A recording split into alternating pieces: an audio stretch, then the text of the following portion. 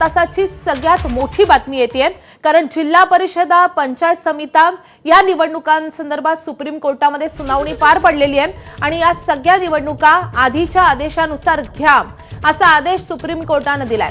आरक्षण मर्यादा न ओलांडलेल्या जागी निवडणुका घ्या असं देखील सुप्रीम कोर्टाने म्हटलंय। 20 जिल्हा परिषदा आणि 83 पंचायत समित्यांमध्ये आरक्षण मर्यादेचं उल्लंघन झालंय। स्थानिक स्वराज्य संस्था निवडणुकांना सुप्रीम कोर्टाने तुर्तास स्थगिती दिलेली नाहीये। सुप्रीम कोर्टातली पुढची सुनावणी ही 21 जानेवारीला पार पडणार आहे। मात्र सर्व निवडणुका कोर्टाच्या संभाव्य आदेशाधीन राहतील असं देखील आज सुप्रीम कोर्टाने स्पष्ट केलंय। पुढची सुनावणी 3 न्यायमूर्तींच्या खंडपीठासमोर होणार आहे। 288 नगरपरिषदा नगरपंचायतीच्या निवडणुका घोषणेप्रमाणेच पार पडतील। 50% आरक्षण मर्यादा ओलांडलेल्या निवडणुका आदेशाधीन राहतील असं देखील सुप्रीम कोर्टाने आजच्या या सुनावणी दरम्यान म्हटलंय।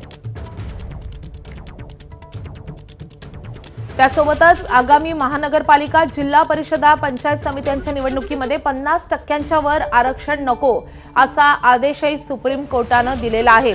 त्यामुळे सुप्रीम कोर्टामध्ये स्थानिक स्वराज्य संस्थांच्या निवडणुकांच्या अनुषंगाने मोठी सुनावणी आज पार पडली आहे आणि सुप्रीम कोर्टातली पुढची सुनावणी 21 जानेवारीला पार पडेल। या संदर्भात अधिक अपडेट देण्यासाठी आपले प्रतिनिधी सोमेश कोलगे सध्या आपल्या सोबत आहेत। सोमेश,